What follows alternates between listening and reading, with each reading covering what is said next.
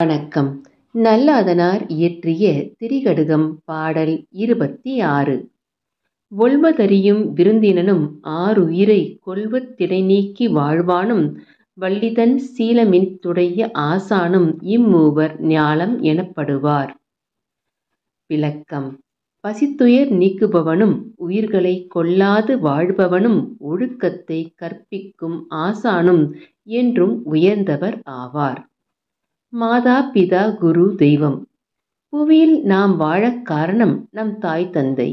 இந்த புவியை காப்பவர் கடவுள். இதனிடையே குரு என்ற பெயர் வந்ததன் மூலம் ஒரு ஆசானின் முக்கியத்துவத்தை நம்மால் உணர முடிகிறது. பணிமாற்றம் காரணமாக இடம் மாற்றம் பெற்று தன் குடும்பத்துடன் புதிய நகரத்திற்கு வந்தார் அந்த மனிதர். 6ஆம் வகுப்பு படிக்கும் தன் மகனுக்கு நல்ல பள்ளியில் இடம் தேட உடன் பணிபுரியும் நபர்கள் அவரவர் தங்கள் பிள்ளைகள் படிக்கும் பள்ளிகளின் பெருமையை பட்டியலிட்டுச் சொன்னார்கள். அவற்றில் ஒரு சிறந்த பள்ளி பற்றி தன் மனைவியிடம் பகிர்ந்து கொண்டார். அவர் மனைவியோ வேறொன்று கூறினாள். நானும் உங்களைப் போல்தான் அக்கம் பக்கத்தில் விசாரித்தேன். அப்போதுதான் ஒரு பள்ளி பற்றி தெரிந்து கொண்டேன்.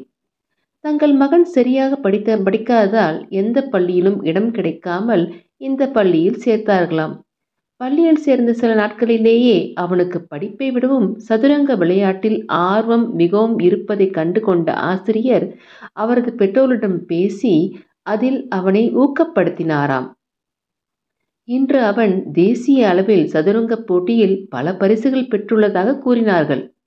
இதுபோன்று பிள்ளைகளை கண்டிப்புடன் இல்லாமல் நட்புடன் பழகும் ஆசிரியர்கள் கொண்ட பள்ளிதான் நமக்கு தேவை. அதனால் எனக்கெனவோ நீங்கள் அனுமதித்தால் அந்த பள்ளியில் போய் பார்க்கலாம் என்று தோன்றுகிறது என்றார் அவர் மனைவி. ஒரு நல்ல ஆசிரியர் கற்பிப்பதில் மட்டும் அல்லாமல் மாணவர்களின் திறமையை கண்டுபிடிப்பதில் வல்லவராக இருக்க வேண்டும் அல்லவா? இச்செயல் சார்ந்த சிறிய கவிதை. அன்புக்கு அன்னை, ஆதரவுக்கு தந்தை, அறிவுக்கு ஆசான், அனைத்திற்கும் ஆதி பகவன் துணை.